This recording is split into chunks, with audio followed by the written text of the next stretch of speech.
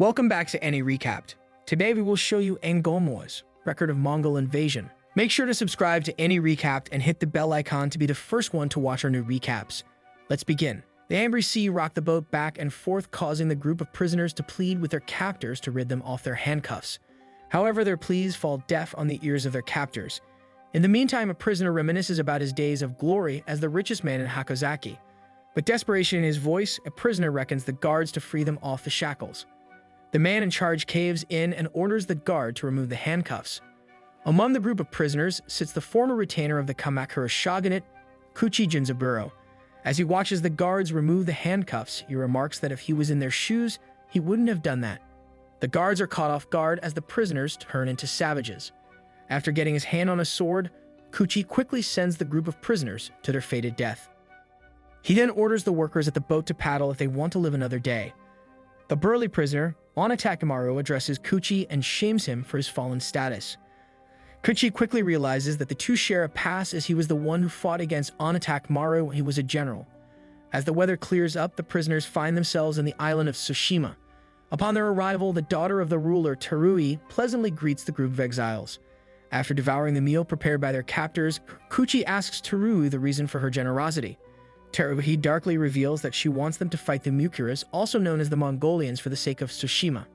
Once Terui retires to her lodgings, she falls in the arms of her loyal servant Otaki, who praises her for her hard work.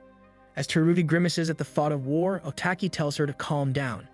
After a warm bath, Terui drifts to sleep. However, she's woken up by Otaki's strikes. As the door breaks down, Terui finds herself surrounded by Mukuras. After the guards alert the islanders of the intruders, they abandon their posts, leaving the prisoners with the opportunity to run away. When a few prisoners part ways, Kuchi decides to take a different course of action by burning the village.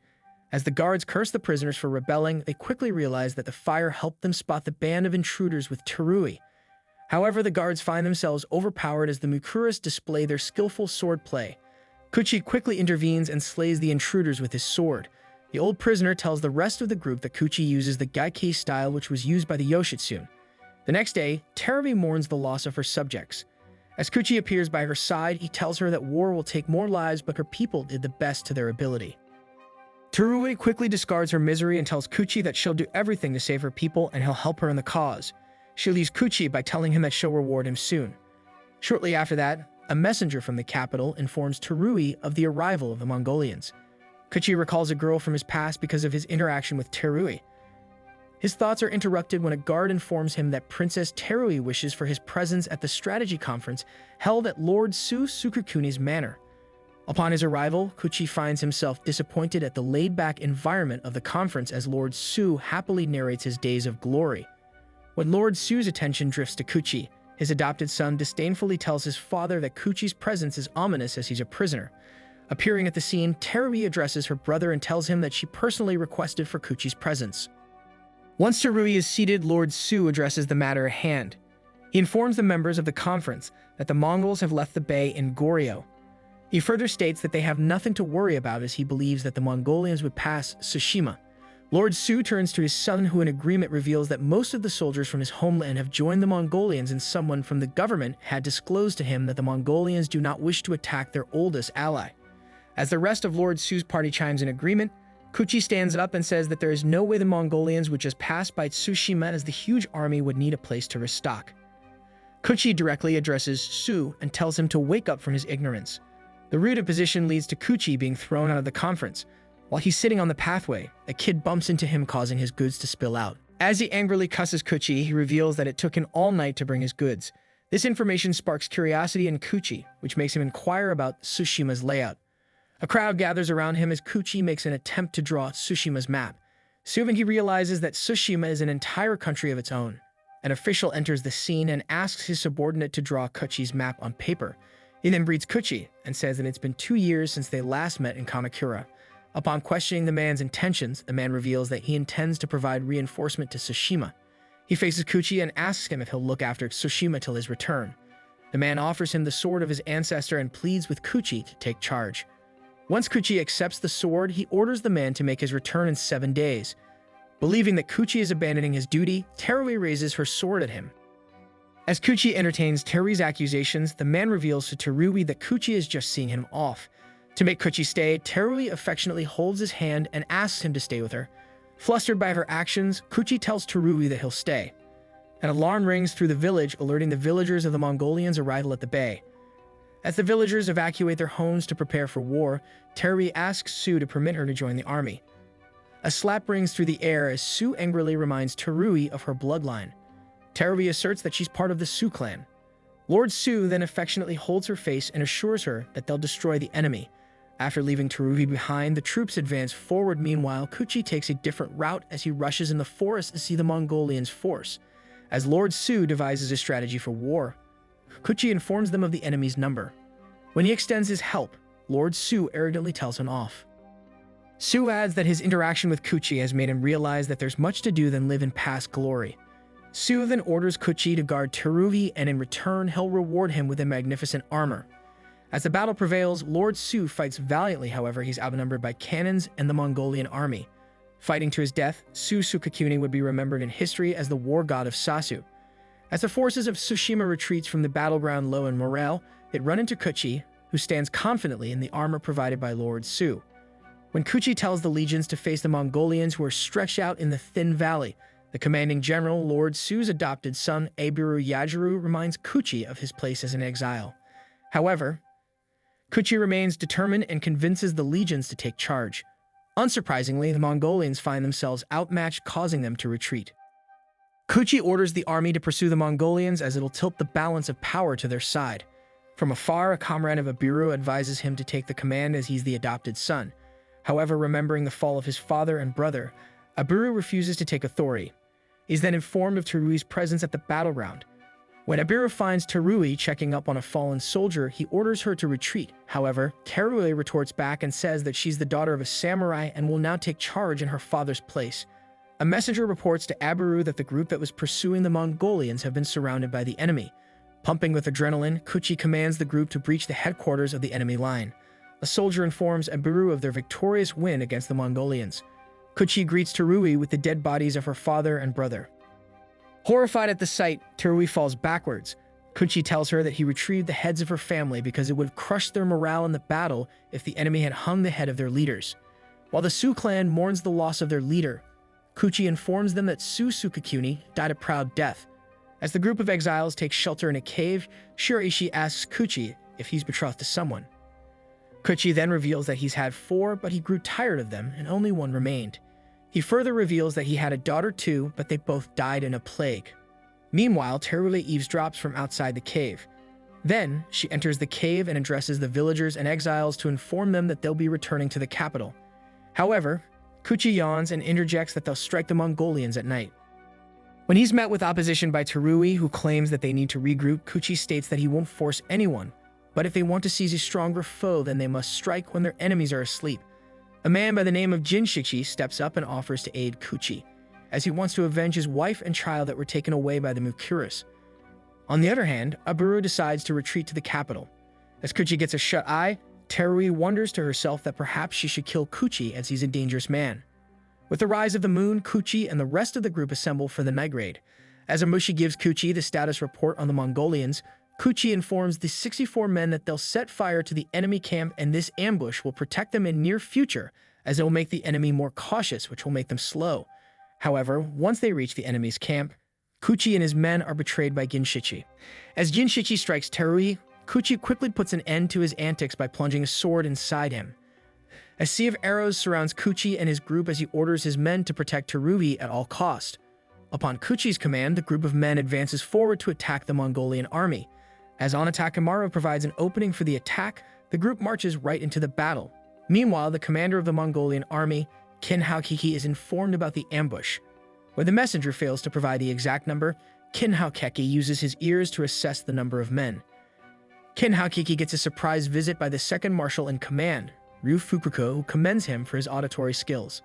He also reveals that he's here to see the wolf that took down their commander.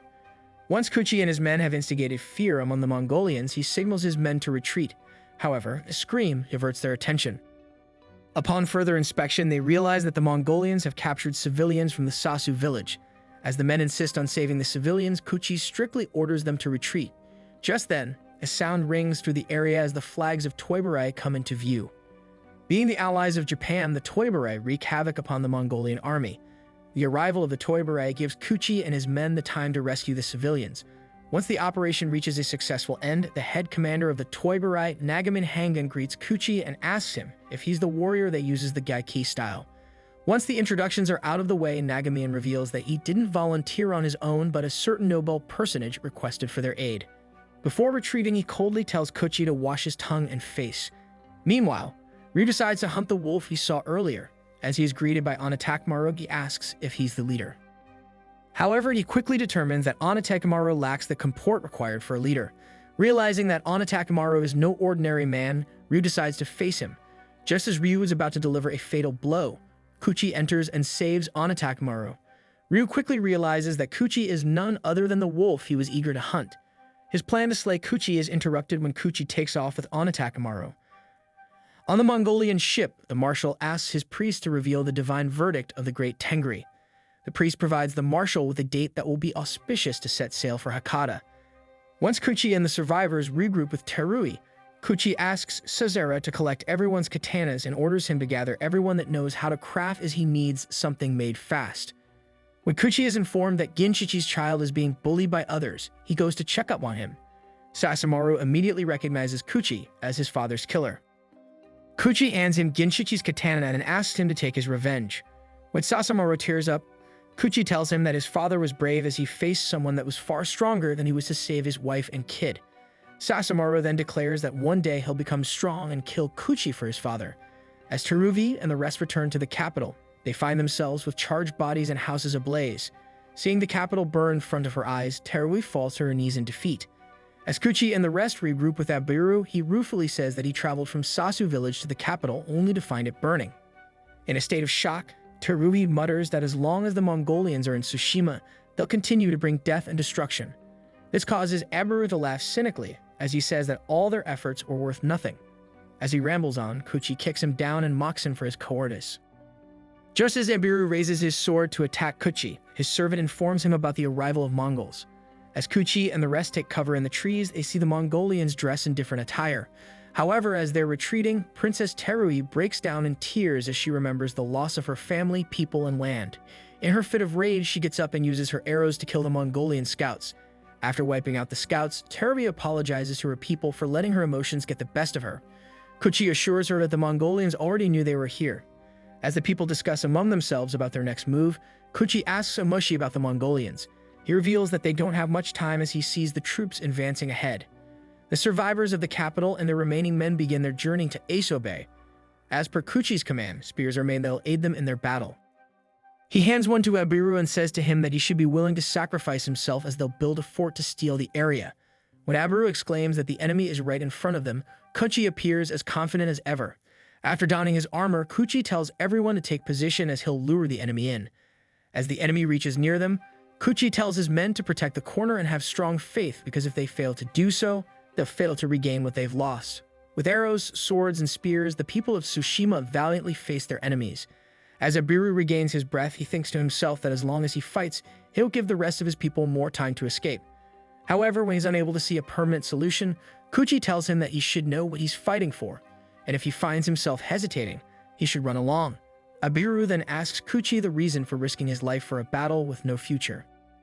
After remembering his time at Kamakura and the painful events that led to the death of his dear friend and benefactor, Kuchi replies to Abiru that if he throws down his sword when there's a sword at his throat, then everything will be taken away from him. He faces Abiru and tells him to choose his path. As the battle prevails, soldiers of Tsushima find themselves facing explosives prepared by the Mongolian army. Without letting their determination dwindle, the soldiers courageously face the army. Watching the people of Tsushima hold out against their forces, the commanding general of the Mongolian army orders his men to use the Shintenrai. Meanwhile, a concealed Terui plans to take out the general and his squad.